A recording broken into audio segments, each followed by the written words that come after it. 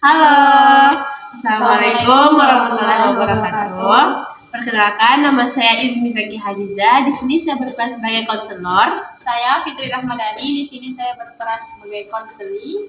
Saya Putri Ramadhani, saya berperan sebagai observer. Selamat menyaksikan.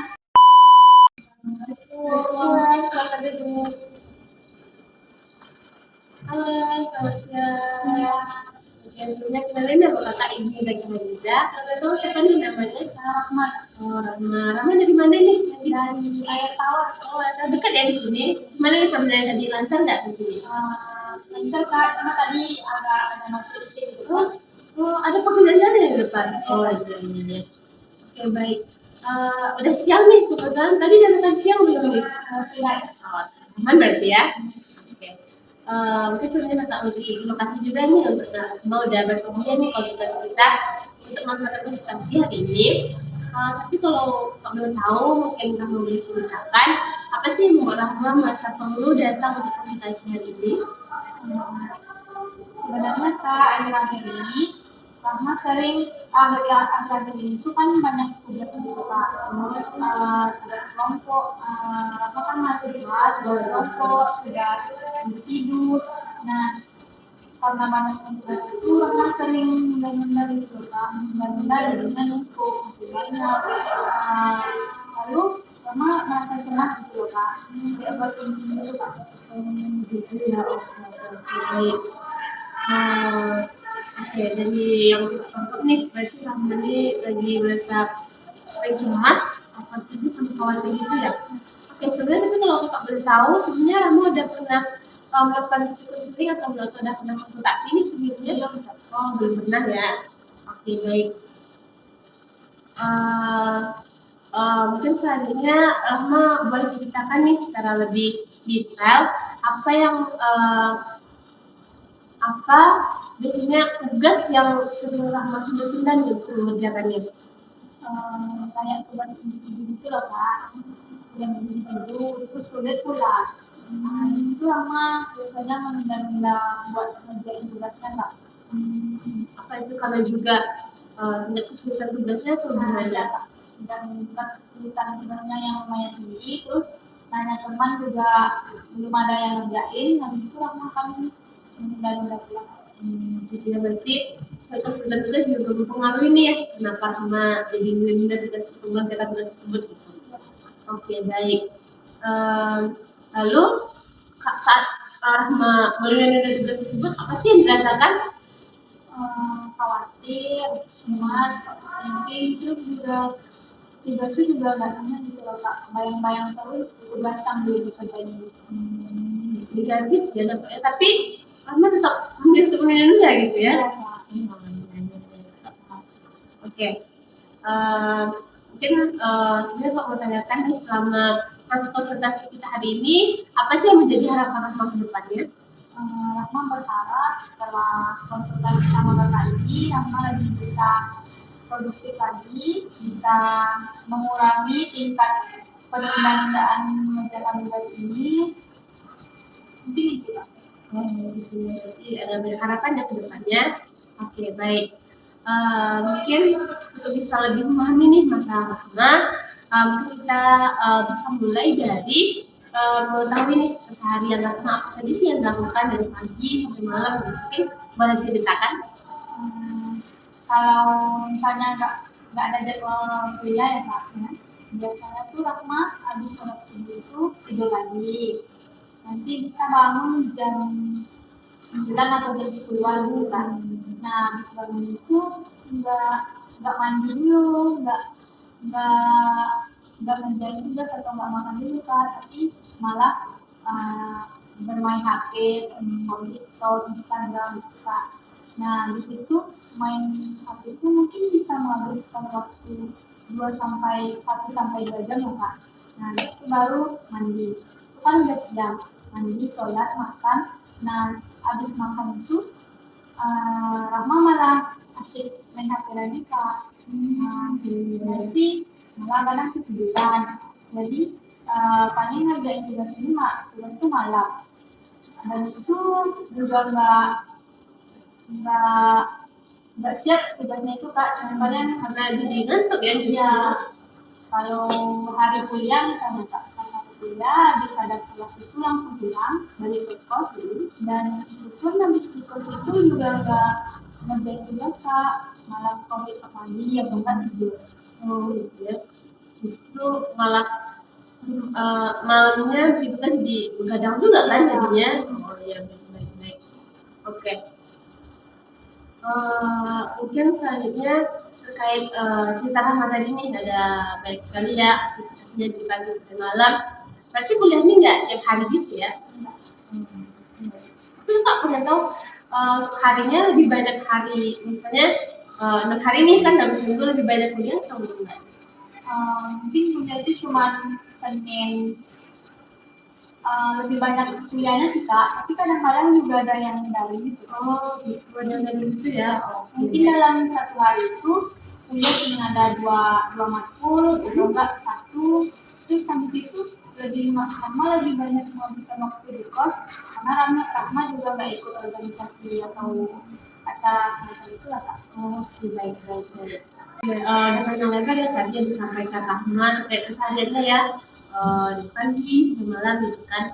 Nah, oke, mungkin selanjutnya kakak mau tahu nih apakah setelah kan ada model tugas itu, apakah ada nih dalam diri Rahma atau sudah pernah dilakukan kiat-kiatnya atau cara-cara untuk merubah kebiasaan tersebut gitu?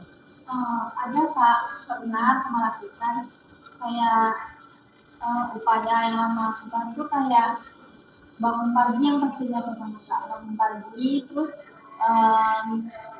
mandi pagi, habis itu mengurangi atau meminimalisir durasi main HP dan tidur siang.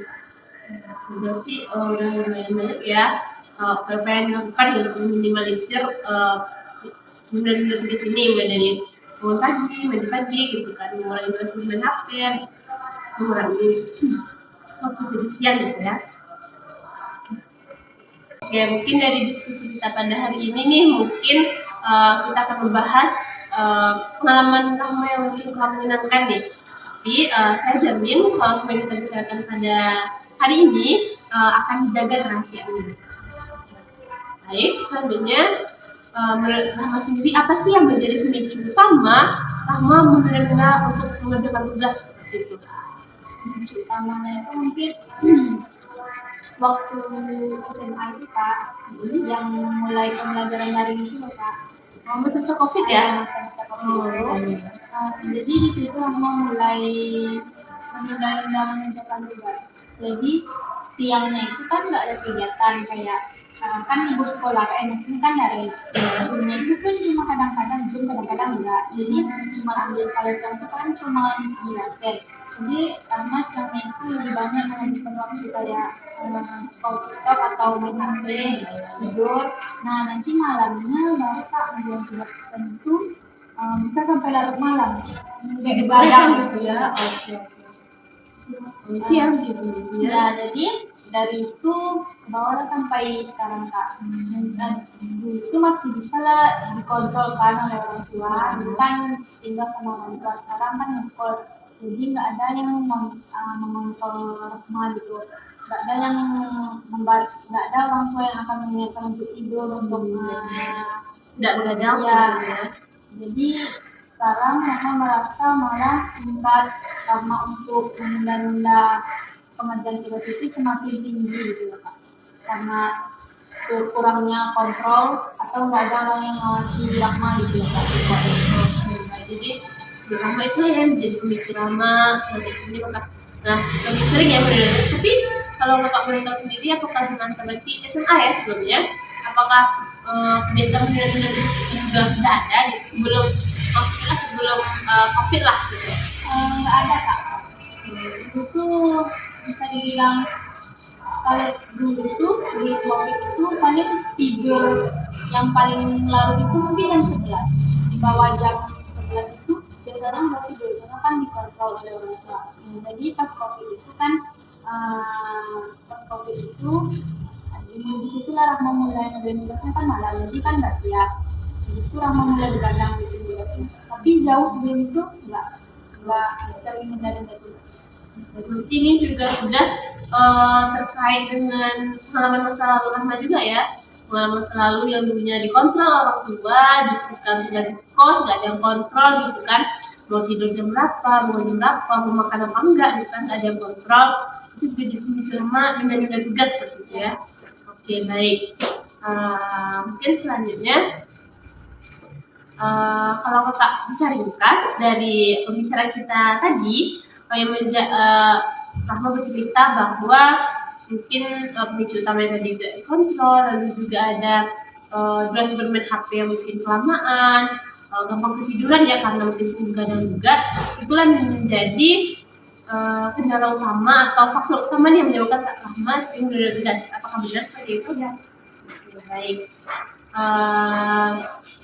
Oke, terkait juga dengan yang sudah kita diskusikan pada hari ini, menurut pendapat Rahma sendiri nih Kak, kembalikan lagi, apa sih menurut Rahma strategi yang efektif yang dapat dilakukan untuk mengurangi kebiasaan menunda tugas ini?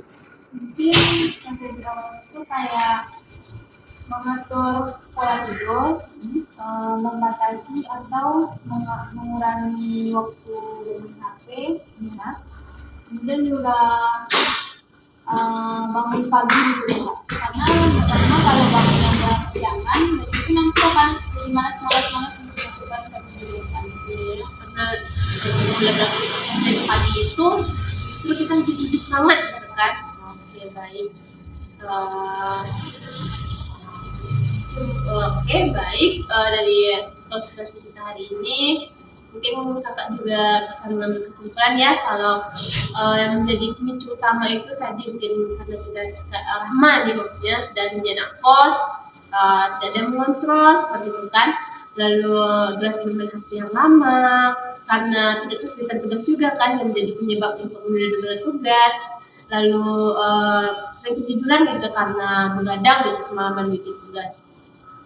Dan kita juga langsung nih mendapatkan strategi yang juga berasal dari Rahma sendiri, dan menurut kita itu juga bagus karena menurut kakak juga apa yang kita rasakan tentu kita juga nih yang tahu apa solusinya gitu, dan kita rasa itu sudah tepat dan kita setuju dengan strategi yang sudah Rahma sampaikan sendiri.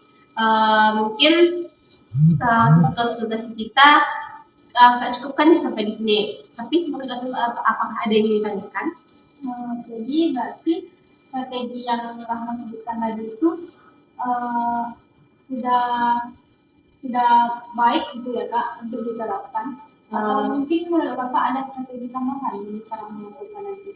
Oke, baik. Kalau menurut kakak pribadi, karena sebenarnya kak bilang tadi juga, karena itu berasal dari Rahma sendiri, berarti Rahma tahu nih kan keadaan di Rahma sendiri, Rahma juga tahu apa yang Rahma lakukan. Dan mungkin tambahan dari kakak, karena Rahma tadi menyebut ya masalah bangun pagi misalnya, kan misalnya Rahma sudah bangun pagi nih untuk sholat subuh, tapi Rahma malah memilih tidur lagi. Nah, tapi Rahma juga menyebutkan strategi untuk bangun pagi yang mungkin menyenangkan setelah sholat subuh itu mungkin tidak tidur gitu. Mungkin mulai mengerjakan tugas subuh kalau ada tugas yang mungkin sudah ada tugas diberikan dosen gitu, tapi bukan berarti mungkin Rahma juga bisa tidur setelah misalnya setelah subuh mulai mengerjakan tugas, mungkin kamu boleh untuk tidur lagi, mungkin untuk tidur siang selanjutnya mungkin bisa gitu ya, daripada setelah sholat subuh tidur lagi malah kebablasan gitu kan, sampai siang jadi malah lebih bermas-malasan gitu. Itu aja sih tambahan dari kita. Ya, apakah ada yang ingin ditanyakan lagi? Tidak Kak. Ya. Baik, mungkin kita bisa menutup ya sesi konsultasi kita pada hari ini. Semoga yang kita konsultasi kita hari ini bermanfaat, dan harapan-harapan yang Rahma sampaikan di awal tadi dapat dijalankan dengan sebaiknya, dan strategi dapat terwujud dan Rahma bisa mengoptimalkan strategi yang mungkin sebelumnya sudah pernah Rahma lakukan seperti itu. Mungkin sekian dari kakak mengucapkan banyak maaf juga dan terima kasih. Mungkin sekian. Ya Kak, terima kasih juga Kak.